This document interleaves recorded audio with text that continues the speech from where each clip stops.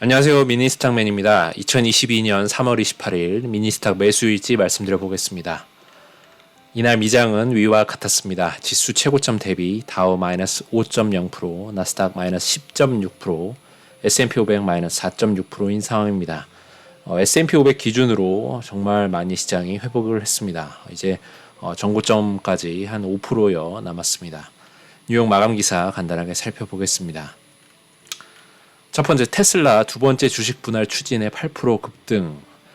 최근 테슬라의 분위기가 정말 좋습니다. 기가 베를린 관련 소식에 이어서 두 번째 주식 분할을 또 발표하면서 주가를 단단히 좀 올리겠다는 스탠스를 취하고 있습니다. 그래서 천슬라로 다시 복귀했죠.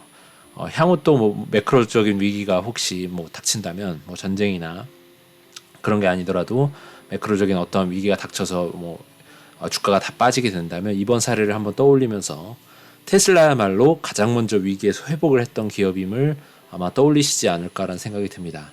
기회 줄 때 비중을 더 실어야 된다는 뜻이겠죠. 기사에 보시면 전문가들이 긍정론과 부정론으로 얘기를 한 게 있는데 한번 보겠습니다. 다니엘 아이브스 분석가라는 분은 우리는 아마존, 구글, 애플에 이어 테슬라가 2년 만에 두 번째 주식 분할을 추진하는 것이 향후 주가에 긍정적인 촉매제가 될 현명한 전략적 움직임이라 생각한다. 좋은 얘기죠. 예. 마크 로프레스티 디렉터라는 분은 많은 이들이 이것을 시장 심리의 전형적인 사례라고 생각한다. 역사적으로 볼 때 대부분 기업은 주식 분할 발표 이후에 실적이 양호한 모습을 보였다.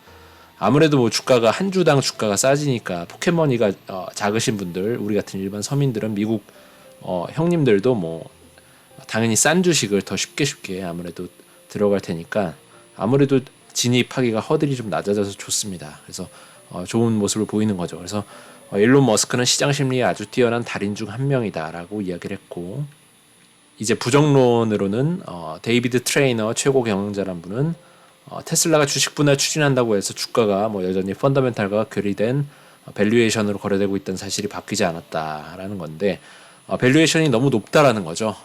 지금의 밸류에이션 거의 보면 100에서 200 사이가 되는 것 같은데 그 수준은 미래의 이익이 더 늘 것이다라는 것으로 사람들이 생각을 하는 건데, 어찌됐든 지금의 밸류에이션은 좀 너무 과도하다라는 내용이고, 주식 분할로 테슬라의 주식 가격은 크게 낮아질 건데 일부 개인 투자자들에게는 이런 모습이 더욱 매력적으로 보일 것이다. 이거는 누구나 할 수 있는 얘기인 것 같고요. 이 같은 현상은 지난 2년간 불거진 테슬라 주식의 거품을 더욱 키울 거다. 그럴 수도 있겠죠. 근데 거품이 키워지면 주가는 또 오를 거고요. 만약에 그 커진 거품만큼 테슬라가 무언가를 해내지 못하면 모르겠는데, 지금 기가팩토리 준공하고 여러 가지 것들이 다 연계되면서 매출이 급등하고 확대되고 이익도 더 늘어나고 하다 보면 과연 이게 거품인가 싶으면서 더 달라붙게 될 수도 있을 것 같다는 생각이 들고요. 어찌됐든 근데 시가총액이 지금은 많이 커진 상황이기 때문에 향후에 얼마나 더 커질 수 있을지는 좀 봐야겠지만, 그래도 충분히 모멘텀이 아직은 훨씬 살아있지 않나라는 생각을 많은 전문가들이 하고 있고, 그래서 저도 안의 계좌로 좀 담았습니다.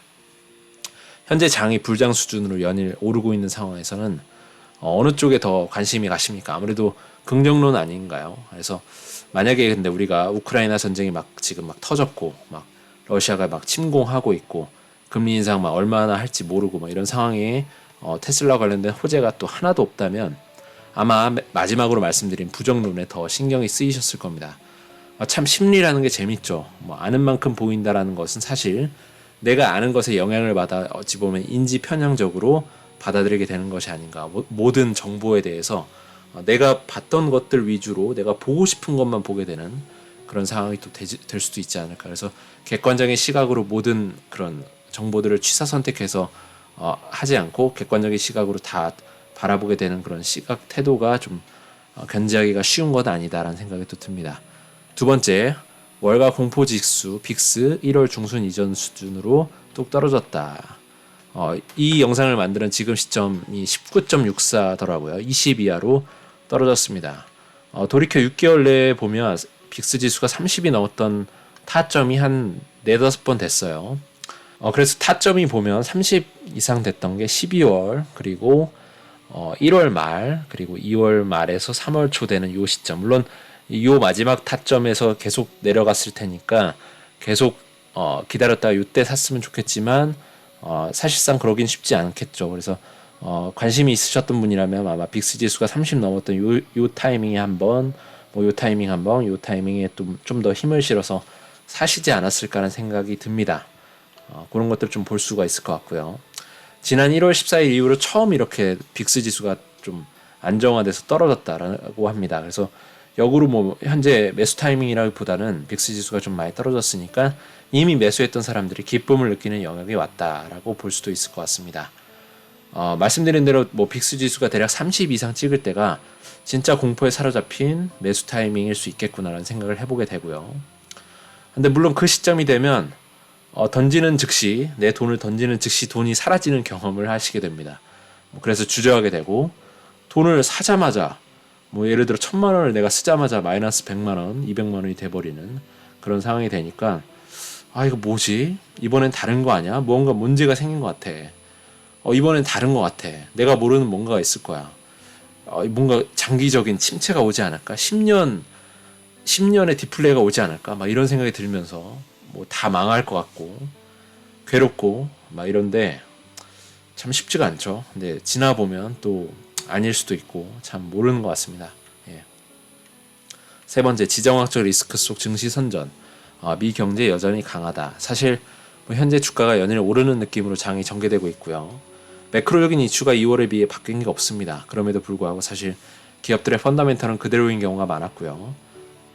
그래서 과매도가 아닌가 싶은 사람들, 그리고 결국에 채권이나 코인 같은 것들에 비해 주식밖에 없어라고 생각하는 사람들이 다시 시장에 참여하면서 시장이 회복을 하고 있습니다.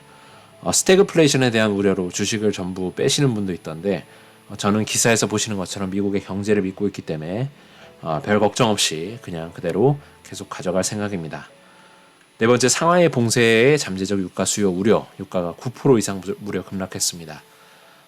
상하이라는 대도시를 봉쇄를 했습니다. 유가가 그래서 급락을 했는데요. 수요가 급감할 것을 염려해서 참 뭐 대단한 것 같습니다. 그냥 이 대도시에 대한 봉쇄를 탕탕 결정을 그냥 내버리는 걸 보면 참 공산주의임을 다시금 느끼게 합니다. 유가가 좀 이슈를 타고서 좀 안정화가 되면 증시에도 좀 더 도움이 되지 않을까 생각이 드는데 지켜봐야 될 것 같습니다. 어쨌든 오늘도 룰대로 매수하였습니다. 총평가에 6,800만 원 되어가고 있고요. 끊임없이 저축하듯이 모아 나가겠습니다. 금일 주문 내역은 디즈니 3만 원, 알파벳 1만 원, ETF 부 1만 원, 총 5만 원 매수했습니다. 오늘은 여기까지 하겠습니다. 모두 성공 투자 기원 드리고요. 좋은 하루 되시면 좋겠습니다. 감사합니다.